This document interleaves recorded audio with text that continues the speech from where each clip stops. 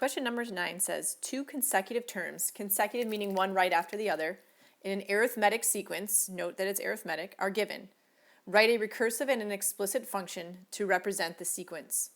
So we have f of 4 is equal to 11 and f of 5 is equal to 8. And I think to do this, it's going to be easier if we create ourselves a table, just like we've been working with in most of our tasks. So with that, we'll make a table. We'll have x and f of x. And so we have our first one, f of 4 is equal to 11. That means the x value is 4 and f of x is 11.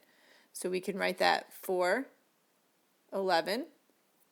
And then we have 5 and 8 coming from this f of 5 is equal to 8.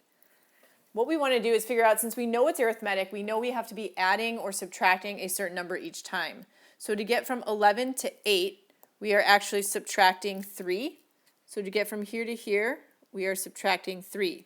So if we continue that pattern, for f of 6, if we subtract 3 from 8, we would get 5. So we could say f of 6 is equal to 5. And then if we want to get to 7, we would have to subtract 3 again. 5 minus 3 would give us 2. So f of 7 would be equal to 2. We can also use this table that we've created, along with the fact that our common difference here is minus 3, to write our recursive function. So our recursive function, in function notation, would say that f of x is equal to our previous term, f of x minus 1 minus 3. And then our first term we have is f of 4 is equal to 11. Sorry, that's a bad equal sign. Equals 11.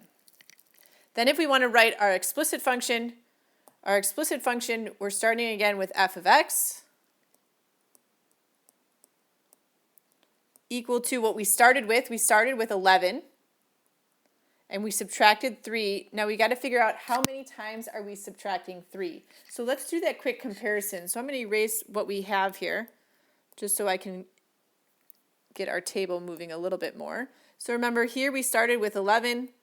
Here we did 11 minus 3. Here we did 11 minus 3 and then minus 3 again. So if we think about the number of 3's that we had all together, we had 0 here, we had 1 3 here, we had 2 3's here. So comparing that number of minus 3's to our x values, you could see that we are 4 less than that x value. So in our explicit formula, we would multiply this 3 by x minus 4. So that's an x minus 4. I ran out of room a little bit, so I'm going to write the explicit function one more time a little bit clearer. F of x is equal to 11 minus 3 times x minus 4.